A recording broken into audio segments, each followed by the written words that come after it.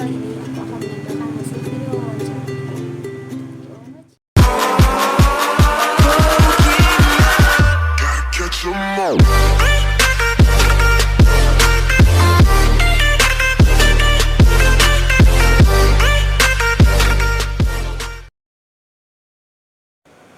Assalamualaikum warahmatullahi wabarakatuh. Perkenalkan, nama saya Eranda Nursa Putri, mahasiswa dari Fakultas Ilmu Tarbiyah dan Keguruan Universitas Islam Negeri Raden Fatah, Palembang. Di sini saya akan menampilkan hasil video wawancara mengenai kurikulum pendidikan, khususnya kurikulum yang ada di sekolah dasar, dengan narasumber Bapak Ibrahim SPD MPD selaku wali kelas 5 di SD Negeri 58 Pagar. Video ini untuk memberi mata kuliah telaah kurikulum dosen pengampu Ibu Tiarida Intika SPD MPD. Selamat menyaksikan.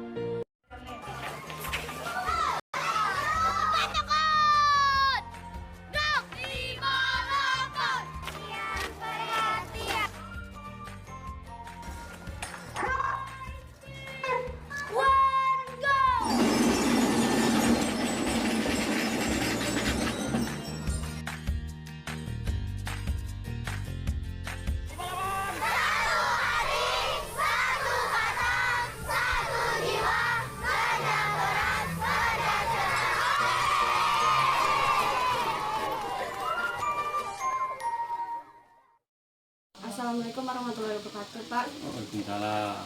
Perkenalkan, nama saya Eranda Nursa Putri dari mahasiswa Universitas UIN Raden Fatah, Palembang.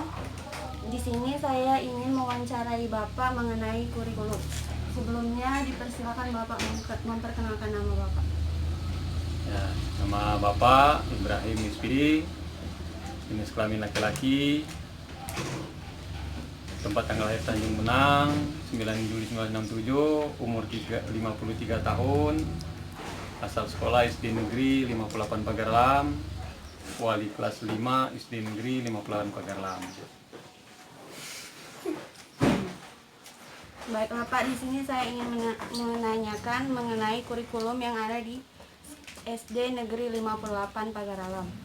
Yang pertama itu, menurut Bapak selaku wali kelas, masih adakah guru di Indonesia yang kegiatan pembelajarannya masih mengacu pada KTSP dalam proses pembelajaran saat ini? Mohon penjelasannya. Di tiap SD, khususnya di Kota Pagarlam, itu masih ada yang menggunakan KTSP karena kurikulum K13 itu diterapkan secara bertahap. Kelas 1 dan kelas 2, sudah itu kelas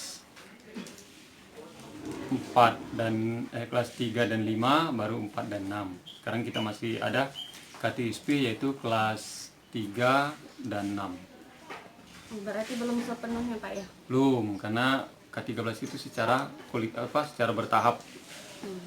Untuk selanjutnya, menurut Bapak, apakah hasil dari pembelajaran KTSP bisa diimplementasikan ke kurikulum saat ini, khususnya kurikulum yang baru, Merdeka Belajar? Bisa, karena peserta didik dalam kurikulum itu dituntut untuk mandiri, sedangkan kurikulum itu adalah dituntut kemandirian dan menjadi anak didik kita berkarakter.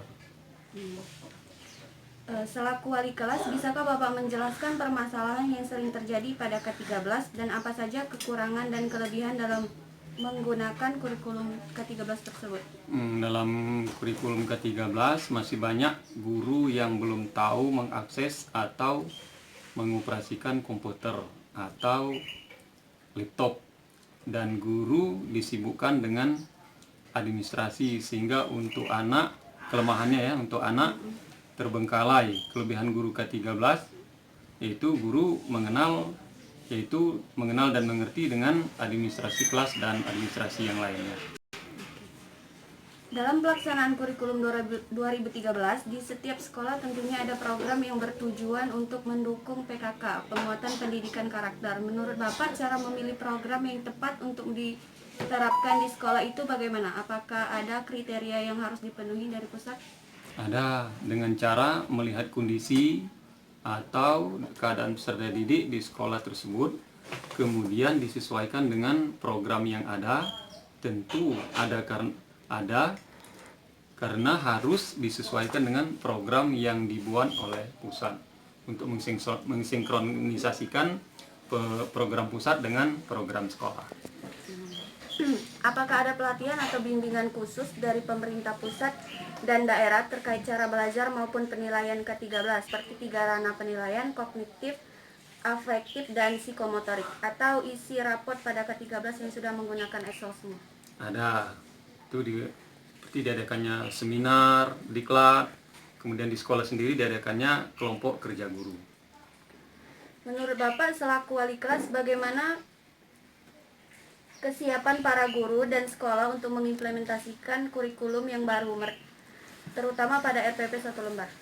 Mengadakan KKG dan mengadakan pelatihan kursus secara kontinu.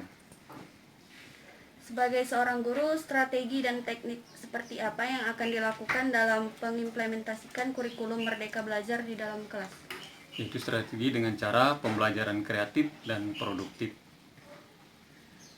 Menurut sumber yang saya cari, konsep belajar merdeka USBN akan diganti dengan ujian asesmen yang diselenggarakan hanya oleh sekolah. Ujian untuk nilai kompetensi siswa dapat dilakukan dalam bentuk tes tertulis atau bentuk penilaian lain yang lebih komprehensif seperti portofolio dan penugasan seperti tugas kelompok, karya tulis, dan lain sebagainya. Apakah itu efektif menurut Bapak?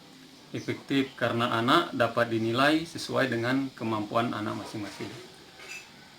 Bisakah Bapak jelaskan bagaimana pelaksanaan proses pembelajaran ke-13 selama wabah COVID-19 yang terjadi saat ini? Apakah banyak kendala dalam proses pembelajaran, Pak? Kegiatan belajar dalam COVID-19 ini yaitu mengamati, menanya, mengumpulkan informasi, menganalisis, dan diskusi dengan cara online menggunakan media yang ada sehingga pembelajaran masih dapat berlangsung. Menurut Bapak, dalam pembuatan atau penyusunan RPP lebih mudah dan lebih praktis yang mana antara RPP KTSP, K13 atau Merdeka Belajar One Page? Mengenai kendala tentu saja ada, misalnya ada siswa yang tak memiliki HP atau fasilitas yang tak mendukung belajar online, bahkan kadang terkendala oleh sinyal. Menurut Bapak, dalam pembuatan atau penyusunan RPP lebih mudah dan lebih praktis yang mana antara RPP KTSP, K13 atau Merdeka Belajar One Page? Tentu saja One Page karena lebih praktis, tidak memakan banyak waktu dan tidak menghabiskan banyak biaya maupun kertas, dan bisa lebih fokus mengajar daripada administrasi. Berarti lebih praktis yang One Page, Pak, ya? Baiklah Pak, itu saja yang ingin saya tanyakan. Mohon maaf apabila mengganggu waktu Bapak. Saya ucapkan terima kasih.